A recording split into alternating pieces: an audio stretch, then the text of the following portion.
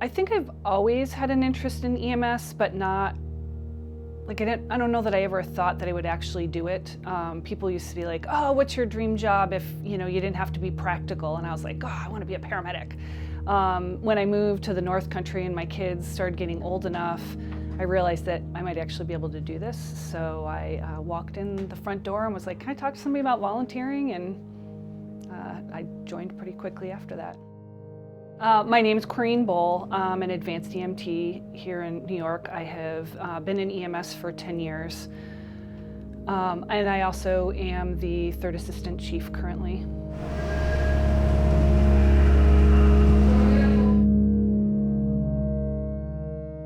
Here in the North Country, in our rural area, there's a lot of volunteers. I don't get paid to do this. I'm volunteer in all of my roles with Potsdam Rescue. I have a family member who is in fire and EMS outside of the Boston area, and we've had some funny conversations about how much responsibility we have on our calls that they don't have at the same level. They often have higher level staffing on their rigs, and we may not have that, and we have to be able to handle whatever situation comes to us. So I think that is a big difference, is the amount of volunteers that we have, and that we need to handle what comes our way regardless of our level of training.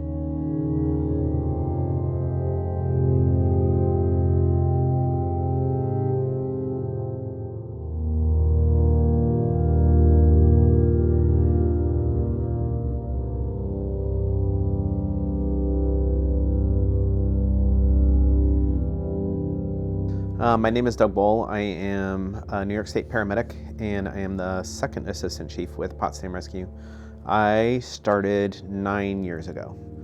I was actually doing search and rescue with the Northern Adirondacks. It's a volunteer search and rescue agency, and so I did a thing called Wilderness First Aid first, which is kind of like EMT light, and Corrine was doing EMT full. And what I realized was search and rescue doesn't really do a whole lot, and so then I decided to take the EMT class after Corrine. I would just add that currently in New York State, EMS is not considered an essential service, which I think probably a lot of the public would be surprised about. So, people sitting at home think that if they have a medical emergency, they can call 911 and an ambulance will come. And that's true, but it's also not required. So communities are required to provide fire service, and they're required to provide law enforcement service. They're not required to provide EMS service. And so, having EMS also be considered an essential service kind of gives it the same importance, and it allows EMS to then go to communities and ask for additional funding so that they can stay in business and provide those services.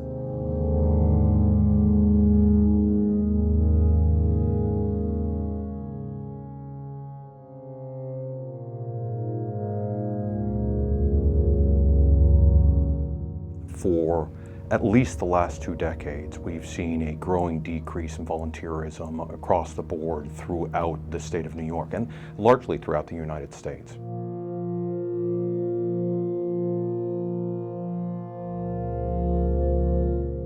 My name is Stephen Button. I'm the St. Lawrence County Attorney. I've served in that role since 2015.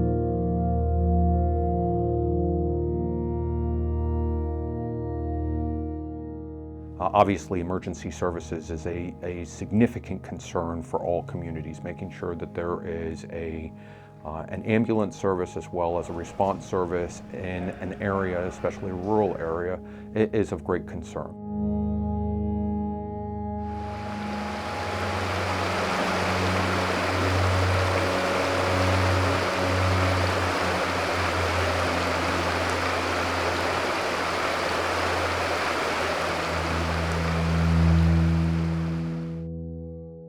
EMS takes a lot of time, and that's just the truth of it.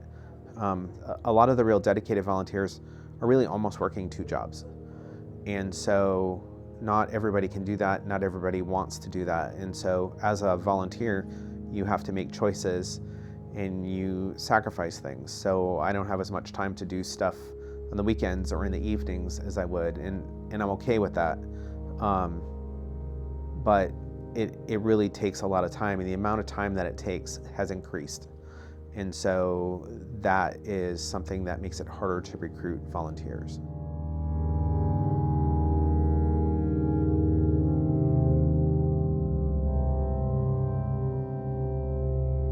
Our agency asks most volunteers to commit to signing up for 24 hours a month.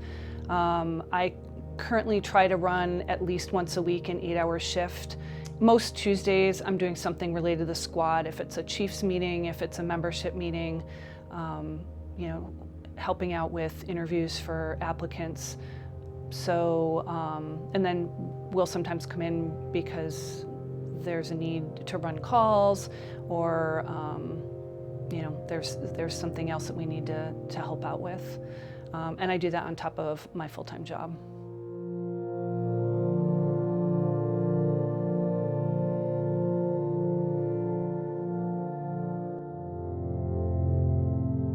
I like working with patients.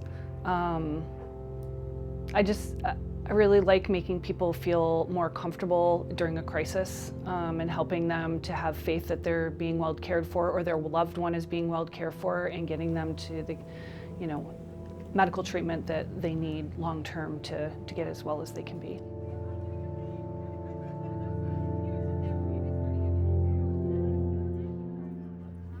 I mean, it's a personal thing for me.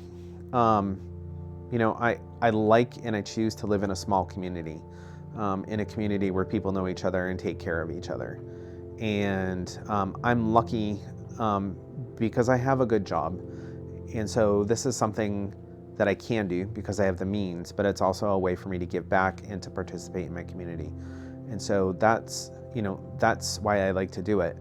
You know, I said before, you know, as funny as and dorky as it sounds, right? I like helping people, and I like taking care of people when they're in crisis. And, you know, even if it's somebody who frequently goes to the hospital and just needs to be seen by somebody for their own kind of mental health, or it's somebody who needs to go to the hospital because if they don't, bad things are happening. When we take somebody in, we're making an impact on them. There was a day when people volunteered a lot. I think, you know, when people had one job or there was a stay-at-home spouse at home, it was easier for people to make that commitment. And now we, as a society, have people working multiple jobs, and less people are volunteering, not just in EMS, but anywhere. So it's a real challenge for us to recruit volunteers, to get people to sign up for shifts and to cover all of our spots. So I think that's one of the biggest challenges. And so as an agency, trying to figure out how are we going to meet the commitment that we made to our community to provide 911 service with less and less people.